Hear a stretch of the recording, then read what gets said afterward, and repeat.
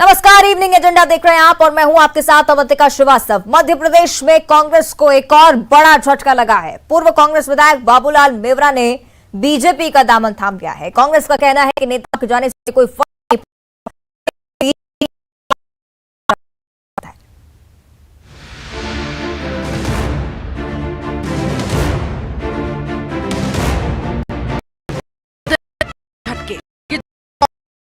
पहले नरेंद्र सलूजा तो वहीं अब बाबूलाल मेवरा ने बीजेपी का दामन थाम लिया। केंद्रीय मंत्री नरेंद्र सिंह तोमर ने बाबूलाल मेवरा को बीजेपी की सदस्यता दिलाई। श्योपुर विजय बीजेपी की सदस्यता मिली। उधर कांग्रेस छोड़ रहे नेताओं को लेकर बीजेपी ने कांग्रेस पर निशाना साधा। लगातार ये क्रम चल रहा है और जब से आप पार्टी है वो पतन की ओर जा रही है और उसी की एक कड़ी में आज एक और कांग्रेस के नेता जो हैं वो भारतीय जनता पार्टी में शामिल हुए हैं। तो निश्चित तौर पर जो देश हित में काम करना चाहता है, जो वैचारिक तौर पर भारतीय जनता पार्टी से कनेक्ट करता है, वो भारतीय जनता पार्टी में आ रहा है। उधर कांग्रेस का कहना है कि पार्टी छोड़ रहे नेताओं के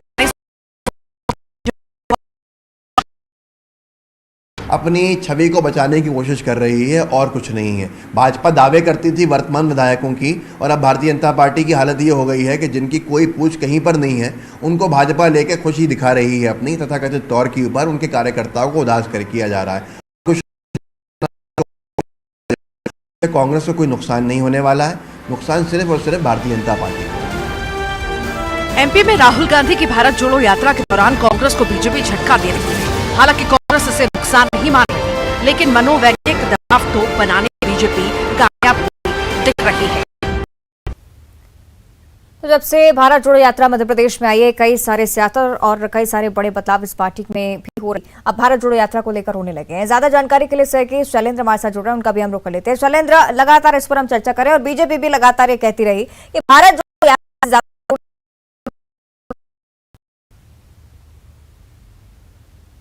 आपने ठीक कहा कि जिस तरीके से भारत जोड़ो यात्रा जब से शुरू हुई तब से ही देश भर में कांग्रेस के लोग जो है उनका दामन नेतृत्व हो या फिर मध्य प्रदेश में जब यात्रा पहुंची तो मध्य प्रदेश का नेतृत्व लगातार इस बात की तरफ इशारा कर रहे हैं कि ये भारत जोड़ो यात्रा नहीं बल्कि कांग्रेस छोड़ो यात्रा हो रही है। क्योंकि जैसे जैसे राहुल गांधी की यात्रा आगे बढ़ रही है वैसे वैसे लोग कांग्रेस का दामन छोड़ते जा रहे हैं। और कल जिस तरीके से नरेंद्र सलूजा जो मीडिया कोऑर्डिनेटर थे कांग्रेस के, लंबे समय से कमलनाथ के साथ थे, उनका ट्विटर हैंडल झटका दिया और वो सीएम हाउस में जाकर सीएम के सामने बीजेपी में शामिल हो गए। आज जिस तरीके से केंद्रीय मंत्री नरेंद्र सिंह तोमर अपने लोकसभा क्षेत्र यानी श्योपुर और मुरैना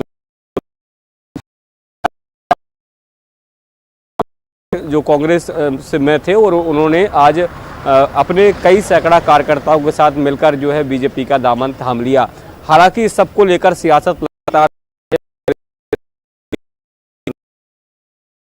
वो लोगों का कोई जनाधार नहीं है और ना ही उनको बीजेपी में जाकर बहुत ज़्यादा दिन तक खुश रह पाएंगे। हालांकि जो आपने कहा कि मनोवैज्ञानिक दबाव जो है वो कहीं ना कहीं कांग्रेस पर लगातार बढ़ता जा रहा है। क्योंकि 2023 में मध्य प्रदेश में चुनाव और लेकर मध्य प्रदेश या पूरे देश में से गुजर रहे हैं और उस समय अगर लोग आपको साथ छोड़ रहे हैं तो कहीं ना कहीं एक मैसेज जाता है शायद पार्टी में सब कुछ ठीक ठाक। अब इसके क्या परिणाम होंगे, क्या किसको नुकसान होगा, किसको फायदा होगा, ये तो 2023 के परिणाम ही बता पाएंगे। लेकिन फिलहाल जो है वो कांग्रेस को झटके देने का काम लगातार बीजेपी करने में लगी हुई है। जी बिल्कुल शैलेंद्र, 2023 का आपने जिक्र किया तो ये भी समझना बहुत ज्यादा जरूरी नहीं पड़ता है, लेकिन पार्टी की छवि भी कहीं ना कहीं खराब हो रही है। आने वाला साल चुनावी साल है और उस दौरान कांग्रेस की क्या स्थिति जमीनी स्तर पर होगी ये भी कई बार सवालों के घेरे में आ जाता है।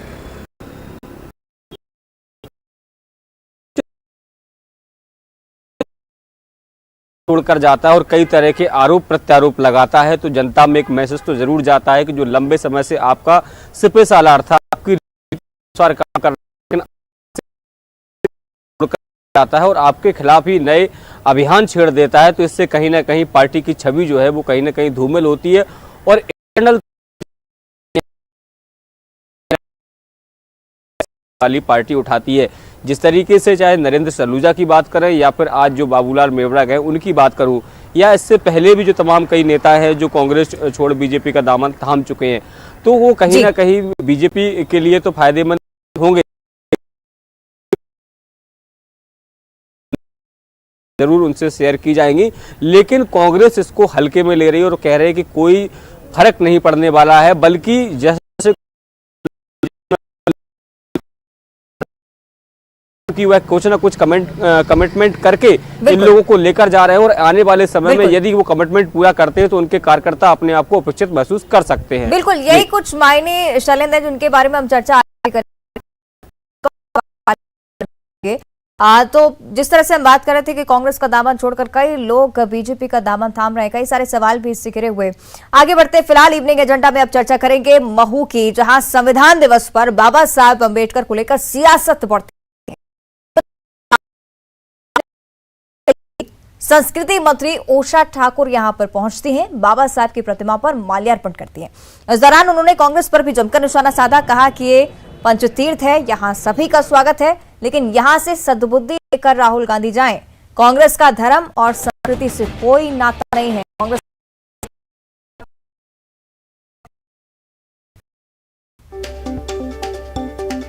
तो तस्वीरें आपको दिखा रहे हैं जब संस्कृति मंत्री उषा ठाकुर यहां पर बाबा साहेब अंबेडकर की प्रतिमा पर माल्यार्पण करने के लिए पहुंची थी। लेकिन अब चर्चा इसकी इसलिए हो रही है क्योंकि राहुल गांधी भी महू आज पहुंचने वाले हैं, लेकिन उससे पहले ही और इसके बाद कांग्रेस पर भी उन्होंने जमकर हमला बोला, जमकर निशाना साधा।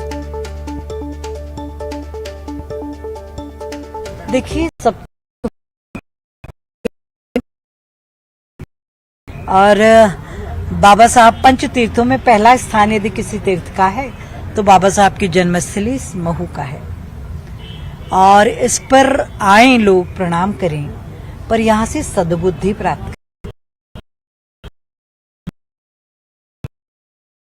से जिस कांग्रेस ने 65 वर्ष इस देश के तबाह किए, वो आज भारत जोड़ो।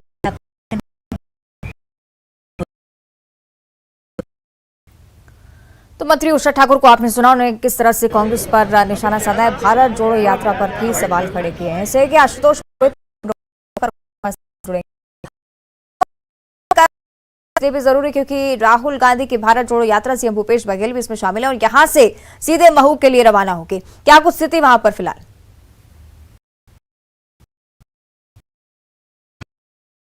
अवंतिका, मैं ये बताना चाहूंगा कि जो राहुल गांधी की भारत जोड़ो जो यात्रा थी वो खरगोन में 3 दिवसीय आज यात्रा का भी बलवाड़ा में समापन। मुख्यमंत्री भूपेश बघेल है, कमलनाथ है, दिग्विजय सिंह है और कई दिग्गज नेता जो मौजूद है, छत्तीसगढ़ के मंत्री भी है, वो सब लोग यहाँ से बलवाड़ा रवाना होंगे। उसके पहले बलवाड़ा में उन्होंने सकता है कि राहुल गांधी की जो यहाँ की जो यात्रा थी और अब महू रवाना हुए, महू में स्मारक स्थल पे जाएंगे, वहाँ पे एक आयोजन है और आयोजन में शामिल होंगे। लेकिन यहाँ दौरान सुर्खियों में रही, चाहे वो नारे पाकिस्तान के खिलाफ नारे लगने का मामला हो, रायपुर में प्रकरण दर्ज होने का मामला हो, या एक व्यक्ति पर, तो कुल मिलाकर ये कहा जा सकता है कि राहुल गांधी की जो 3 दिवसीय यात्रा है उसका समापन हुआ है और ग्रामीणों से भी मुलाकात की, किसानों से भी मुलाकात की, महिलाओं से भी मुलाकात की और बच्चों से भी उन्होंने रुझान लिए। अवंती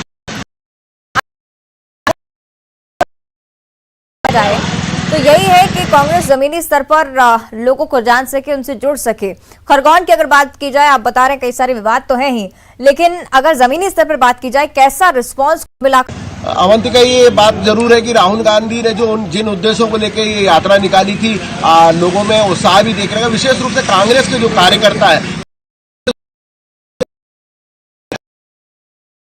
पूरे शक्ति प्रदर्शन की है। कांग्रेस के कार्यकर्ता पूरे समय उनके साथ रहे, चाहे अरुण यादव का सवाल हो, चाहे डॉक्टर विजय लक्ष्मी साधो जो पूर्व मंत्री रही हैं, चाहे रवि जोशी जो यहाँ खरगोन के विधायक है, सभी लोगों ने बढ़ चढ़ कर भाग किया, लोगों को समर्थकों को जा सकता है कि जो 2023 और 2024 में चुनाव है उसको लेकर कांग्रेस कहीं ना कहीं अपनी जमीन को और मजबूत करना चाहती है। हालांकि कांग्रेस के जो नेता है इससे इंकार करते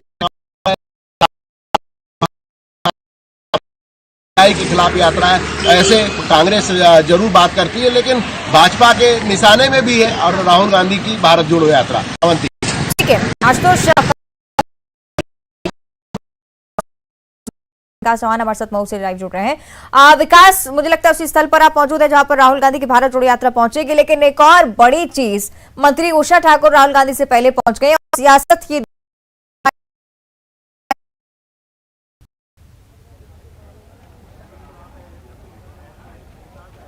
जी हाँ, बिल्कुल। इस वक्त हम महू में मौजूद हैं जहां पर भीमराव अम्बेडकर और माल्यार्पण करेंगे। वो भारत जोड़ो यात्रा के तहत मध्य प्रदेश प्रवास पर फिलहाल है और आज चौथा दिन उनका उस यात्रा का है। अब से कुछ देर बाद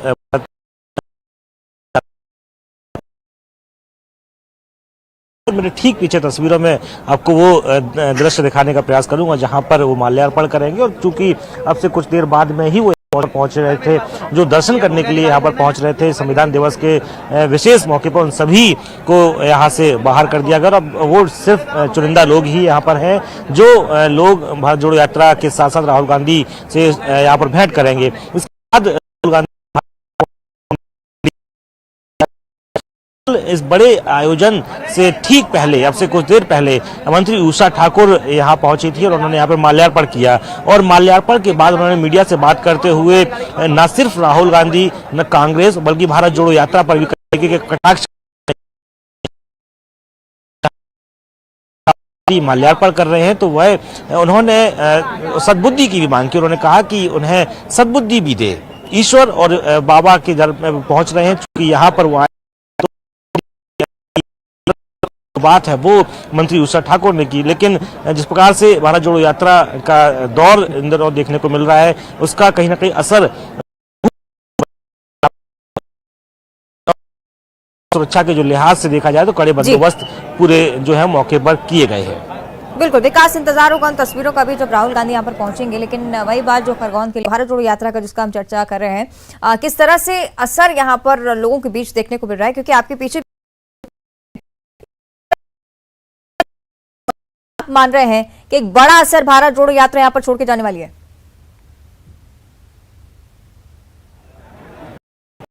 पता चलेगा, लेकिन यहाँ पर वह सभी लोग हैं जो भारत जोड़ो यात्रा से के साथ में चल रहे हैं, बल्कि यहाँ पर जो लोग मौजूद हैं वो सभी लोग हैं जो कहीं ना कहीं किसी विशेष तरीके से योगी संविधान के एक प्रति राहुल गांधी को भेंट करेगा। इसके साथ यहाँ पर माल्यार्पण के बाद वो इस पूरे परिसर में भ्रमण करेंगे और यहाँ की जो जानकारी है उसके बारे में समझेंगे। इसके बाद सभा को संबोधित करेंगे। तो उनकी सभा तब पता चलेगा जब यहाँ पर यात्रा संपन्न होगी और यहाँ के बाद यात्रा इंदौर की ओर कूच करेगी। इंदौर में भी जो तैयारियां हैं वो बड़े जोर शोर से की गई है। आगे बढ़ते हैं और अब बात करेंगे मध्य प्रदेश में स्वास्थ्य विभाग के चौंकाने वाले सर्वे की। सामने आया है सर्वे में कि एमपी में सिगरेट पीने वाली आ रही है, जिसको लेकर कांग्रेस ने सरकार पर निशाना साधा है। एमपी में बेटियां नशे के दलदल में फंसती जा रही हैं। पीने वाली लड़कियों का आंकड़ा बढ़ा है। सिगरेट पीने वाली लड़कियों का आंकड़ा 7% के बाद हर 100 में 7 लड़की सिगरेट का लगाती है कश। बीड़ी पीने वाली लड़कियां एमपी में 13%। इस कार्यक्रम में इन आंकड़ों के बारे में जानकारी दी, साथ ही कहा कि राज्य के आंकड़ों में एमपी का स्थान 29वां है। दे रही हूँ, इसमें ये आया है कि मध्य प्रदेश अगर 35 राज्यों की तुलना करें तो 29 स्टैंड पे आ रहा है।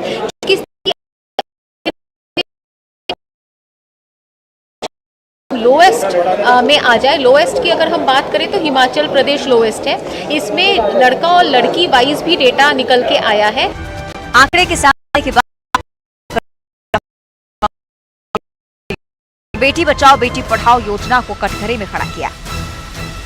देखिए, मध्य प्रदेश में 18 सालों से भाजपा की सरकार है। अभियान चला रहे हैं। एक तरफ शराब नीति ऐसी बनाते हैं कि घर घर शराब पहुंचाते हैं, दूसरी तरफ बात करते हैं बेटी बचाओ बेटी पढ़ाओ की, लाडली लक्ष्मी योजना की, और स्वास्थ्य विभाग एक ऐसे आंकड़े प्रस्तुत कर रहा है तो सबसे ज्यादा शराब का नशा, सिगरेट का नशा सबसे ज्यादा करती है। उधर बीजेपी का कहना है कि नशे के खिलाफ लोगों को सरकार लगातार जागरूक कर रही है। हो उसको लेकर सरकार लगातार ग्राउंड पर लोगों को जागरूक करती रहती है। ये आंकड़े क्या आए हैं, कैसे आए हैं, उसको स्टडी करने की आवश्यकता है, पर निश्चित तौर पर मुझे लगता है कि समाज को इससे चेतना चाहिए। मध्य प्रदेश में युवा लड़के पहले और इन आंकड़ों ने सवाल खड़े किए हैं। हालांकि नेशनल एवरेज और राज्य की तुलना में एमपी का प्रदर्शन बेहतर है। Bureau report, news 18।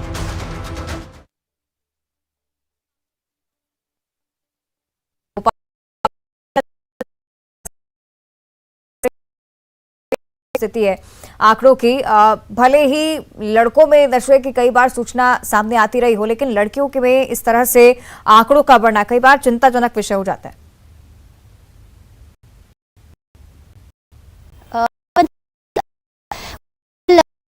गिरफ्त की बात करी जाए तो उसमें जो लड़के हैं उनका प्रतिशत लड़कियों के मुकाबले ज्यादा है, लेकिन बीड़ी पीने के मामले में अगर कहा जाए तो लड़कियों का जो प्रतिशत है वो लड़कों के मुकाबले ज्यादा है, क्योंकि इस मामले में जो लड़कियों का प्रतिशत है बीड़ी पीने के मामले ओवरऑल आंकड़े आए हैं, जिसमें चाहे वो बीड़ी पीने के प्रतिशत हो लड़कियों के, या फिर ओवरऑल जो नशे के आंकड़े हों जिसमें युवा सबसे ज्यादा गिरफ्त में आ रहे हैं। ये आंकड़े मध्य प्रदेश के लिहाज से अगर कहा जाए तो वाकई गंभीरता से लेने वाले हैं, क्योंकि अभी जिस तरीके से आंकड़े हैं उसको कम किया जा सकता है आने वाले समय में, क्योंकि ये जो पूरा सर्वे हुआ है ये 13 से 15 साल के जो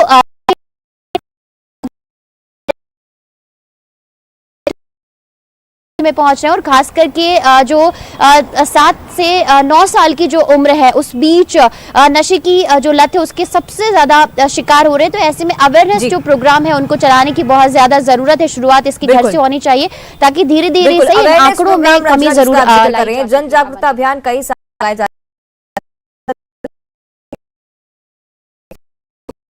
एक और बड़ी जानकारी आपके साथ साझा करते हैं। सीएम शिवराज सिंह चौहान सागर दौरे पर पहुंच चुके हैं। डॉक्टर हरि सिंह गौर की समाधि पर पुष्प अर्पित किए हैं। नैनो प्रौद्योगिकी भवन का भी लोकार्पण किया। सीएम ने सागर में बनी SR2 का भी किया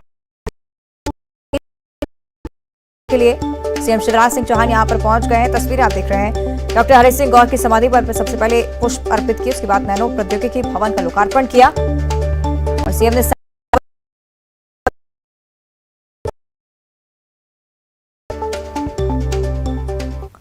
और अगली खबर निवाड़ी से है। दर्दनाक सड़क हादसा हुआ है। तेज रफ्तार भी घायल हुए हैं। चंद्रपुरा गांव के पास यह हादसा हुआ है। पृथ्वीपुर थाना क्षेत्र का मामला।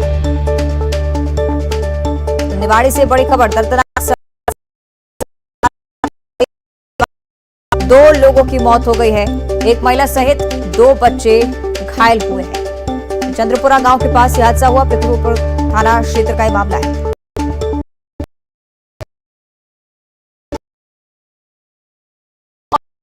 फिलहाल इतना ही। देखते रहिए न्यूज़ 18।